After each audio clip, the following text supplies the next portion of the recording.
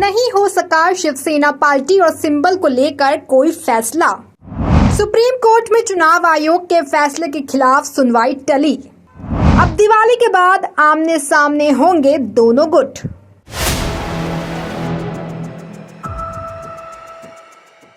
नमस्कार, आप देख रहे हैं 4 PM महाराष्ट्र। मैं हूं आपके साथ सिमरन। आज भी नहीं हो सका शिवसेना पार्टी और सिंबल को लेकर कोई फैसला। दरअसल आज सुप्रीम कोर्ट में इस मुद्दे को लेकर सुनवाई होनी थी, लेकिन ये एक बार फिर से टाल दी गई है। चुनाव आयोग के फैसले के खिलाफ सुनवाई को लेकर ठाकरे गुट ने सुप्रीम कोर्ट में याचिका दायर की थी, जो कि फिर से टल गई है। अब ऐसी संभावना है कि दिवाली के बाद सुनवाई हो सकती है। ठाकरे गुट का कहना है कि चुनाव आयोग का फैसला एक तरफा है और इसलिए सुप्रीम कोर्ट को इस फैसले को पलट देना चाहिए। केंद्रीय चुनाव आयोग ने शिंदे गुट को शिवसेना पार्टी का नाम और चुनाव चिन्ह इस्तेमाल करने का अधिकार दिया था, जिसके बाद से ही चुनाव आयोग के इस फैसले के खिलाफ ठाकरे गुट की ओर से सुप्रीम कोर्ट में याचिका दायर की गई थी।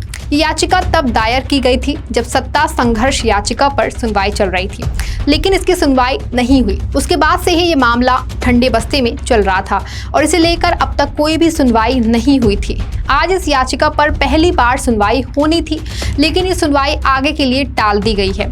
आपको बता दें कि शिवसेना के 2 गुट होने के बाद इसके चुनाव चिन्ह को लेकर विवाद पर चुनाव आयोग ने सुप्रीम कोर्ट में जवाब दाखिल कर दिया था। चुनाव आयोग ने शिंदे खेमे को चुनाव चिन्ह आवंटित करने के अपने फैसले को सही ठहराया था और कहा था कि ये एक तर्कसंगत आदेश था। इसमें उद्धव खेमे के उठाए गए सभी मुद्दे शामिल हैं, लेकिन इससे पहले सुप्रीम कोर्ट ने शिंदे गुट को राहत देते हुए कहा था कि फिलहाल शिंदे गुट के पास ही शिवसेना का नाम और सिंबल रहेगा, वहीं उद्धव ठाकरे के पास नाम और मशाल चुनाव चिन्ह होगा। इसके साथ ही सुप्रीम कोर्ट ने चुनाव आयोग और शिंदे गुट से जवाब देने के लिए कहा था। चुनाव आयोग ने जवाब देते हुए कहा था कि याचिकाकर्ता उद्धव ठाकरे की तरफ से रखी बातों का खंडन करते हैं। चुनाव आयोग का फैसला प्रशासनिक नहीं अर्थ न्यायिक था।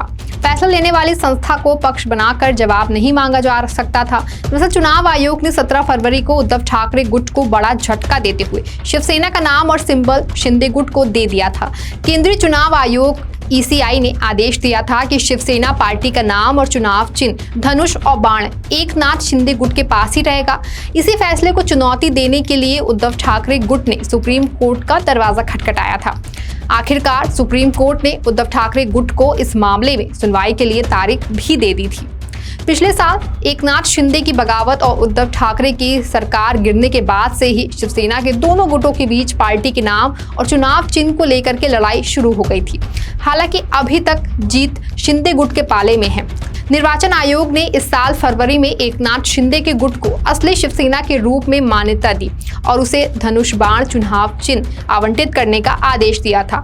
चुनाव आयोग ने अपना तर्क देते हुए कहा था कि वर्ष 2019 के महाराष्ट्र विधानसभा चुनाव में शिवसेना के 55 जीते हुए उम्मीदवारों में से एकनाथ शिंदे का समर्थन करने वाले विधायकों के पक्ष में लगातार 76% मत पड़े। महाराष्ट्र में 2019 के विधानसभा चुनाव में शिवसेना के विजयी उम्मीदवारों के पक्ष में मिले मतों से लगभग 23.5% मत उद्धव ठाकरे धड़े के विधायकों को मिले थे। आपको ये भी बता दें कि महाराष्ट्र के पूर्व CM उद्धव ठाकरे ने इस फैसले पर कड़ी प्रतिक्रिया दी थी। उन्होंने कहा था कि कोर्ट के फैसले से पहले चुनाव आयोग का फैसला देना गलत है। उन्होंने कहा था कि यदि पार्टी का वजूद विधायकों और सांसदों की संख्या के आधार पर तय होता है तो कोई भी पूंजीपति विधायक सांसद को खरीद सकता है और मुख्यमंत्री बन सकता है। उद्धव ठाकरे ने आगे कहा था कि चुनाव आयोग के फैसले के खिलाफ सुप्रीम कोर्ट का दरवाजा खटखटाएंगे। गौरतलब है कि पिछले साल जून में एकनाथ शिंदे की बगावत के बाद उद्धव ठाकरे के नेतृत्व वाली MVA सरकार गिर गई थी। फिर एकनाथ शिंदे ने भाजपा के साथ मिलकर के सरकार बनाई थी।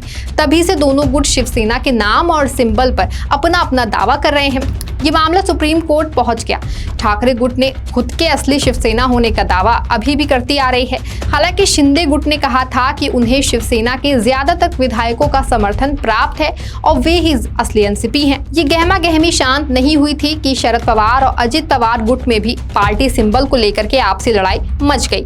एक तरफ चाचा शरद पवार खुद को पार्टी का असली बॉस मानते हैं, तो वहीं दूसरी तरफ भतीजे अजित पवार भी खुद को एनसीपी का बॉस बताते हैं। ये मामला भी यही नहीं नहीं रुका, आखिरकार चुनाव आयोग तक पहुंच गया। आपको बता दें कि अजित पवार के नेतृत्व वाले गुट ने जून में एनसीपी नेता शरद पवार के खिलाफ विद्रोह कर दिया था और पार्टी के नाम और चुनाव चिन्ह पर दावा करते हुए चुनाव आयोग का रुख किया था। जुलाई की शुरुआत में महाराष्ट्र सरकार में शामिल होने के लिए चाचा शरद पवार के खिलाफ बगावत करने से 2 दिन पहले अजित पवार ने 30 जून को चुनाव आयोग से संपर्क किया था और पार्टी के नाम के साथ साथ चिन्ह पर भी दावा किया था। उन्होंने बाद में 40 विधायकों के समर्थन के साथ खुद को पार्टी अध्यक्ष भी घोषित कर दिया था। इसके बाद से ही पवार गुट के मामले पर भी सुनवाई चुनाव आयोग में चल रही है। इसी को लेकर के सुनवाई के दौरान एनसीपी के वरिष्ठ नेता जितेंद्र आव्हाड ने काफी कुछ कहा था। उन्होंने कहा था कि विरोधी गुट के वकीलों ने दावा किया था कि शरद पवार ने एनसीपी के कामकाज में कभी भी लोकतांत्रिक सिद्धांतों का पालन नहीं किया और हमेशा ही तानाशाह की तरह व्यवहार किया। आव्हाड ने कहा था कि ये दुखद है कि जिस व्यक्ति ने उन्हें पाला पोसा और उनका विकास सुनिश्चित किया, उन्हें ऐसी चीजों का सामना करना पड़ रहा है। इस मामले पर सुनवाई के बाद शरद पवार के वकील सिंघवी ने कहा था कि अजित पवार के दावे काल्पनिक हैं। सिंघवी ने कहा था कि सुनवाई के पहले भाग में शरद पवार खेमे में प्रारंभिक आपत्तियां उठाई, जिसमें कि उन्होंने कहा था कि निर्वाचन आयोग एक प्रारंभिक मुद्दे के रूप में ये निर्धारित करने के लिए बाध्य है कि कोई विवाद है या नहीं। उन्होंने आयोग के समक्ष रखी गई अपनी दलीलों का हवाला देते हुए कहा था कि आपका अधिकार क्षेत्र इस पर निर्भर करता है कि कोई विवाद है या फिर नहीं। उन्होंने कहा कि आयोग के समक्ष अजित पवार गुट की दलील काफी आश्चर्यजनक और मेरे मुताबिक कानून के अनुसार अस्तित्व विहीन थी। उन्होंने कहा था कि वे संगठनात्मक परीक्षण नहीं चाहते। वे जानते हैं कि एनसीपी के 99% कार्यकर्ता मेरे बगल में खड़े व्यक्ति शरद पवार के साथ हैं।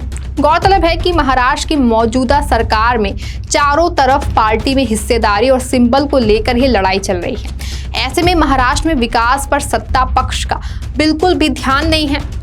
सब बस अपनी कुर्सी सुनिश्चित करने में लगे पड़े हैं। ये तय कर पाना मुश्किल है कि कौन किस पार्टी का असली बॉस है। अब देखना ये होगा कि आगामी लोकसभा चुनाव से पहले ये गुत्थी सुलझ पाती है या फिर नहीं, या फिर ये मामला ऐसे ही चलता रहेगा और भाजपा गठबंधन की इस सरकार की आपसी बैर का खामियाजा बेचारी महाराष्ट्र की जनता को भुगतना पड़ जाएगा। इस खबर में आपके लिए बस इतना ही। आप देखते रहें 4 PM महाराष्ट्र। धन्यवाद।